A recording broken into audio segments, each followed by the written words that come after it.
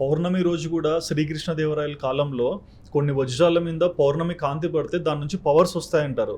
So అటువంటివి నమ్మొచ్చా? 100% నమ్మొచ్చు. ఇప్పటికీ ఉన్నాయి. ఓ ఇప్పుడు చెప్తే సోకాళ్ళు అందరికి పరిచయం ఉంటుంది. ఇప్పుడు కోహినూరు డైమండ్, అవును.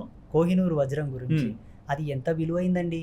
దాని విలువను తెలుసుకునే కదా దోచుకెళ్లారు దొంగలు, మీరంటున్న దొంగలు.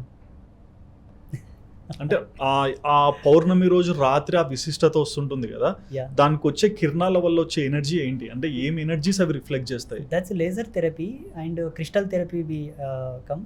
అయితే దానివల్ల ఏంటంటే మనిషి తన యొక్క స్థితి ఏదైతే ఓజస్సు ఉంటుందో, ప్రాథమికమైన జీవశక్తి తనలో ఉంటుందో దాన్ని డెవలప్ చేసుకొని డబల్ చేసుకోవచ్చు, త్రిబుల్ చేసుకోవచ్చు, ఫోర్బుల్ చేసుకోవచ్చు. సూపర్ న్యాచురల్ పవర్స్ వస్తాయి మనకు.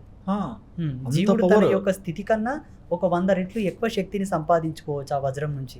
ఓకే. ఇప్పటి కూడా ప్యూర్ వజ్రాలు గనక మన శరీరం మీద ధరిస్తే, హ్మ్. ప్యూర్ రత్నములను, మనులను, జాతి రత్నములను, ప్యూర్ మనులను గనక ఏదో ఒక వంకతో మన శరీరం మీద ఆభరణాలుగానో, కుండలాలుగానో, వేళ్లకు ముద్రికలుగానో, కడియాలలాగా ఏదో ఒక విధంగా గనక మన శరీరం మీద ధరిస్తే మన యొక్క ఆరా సిస్టమ్ ఎప్పటికప్పుడు రీఫిల్టర్ అవుతూ ఉంటుంది.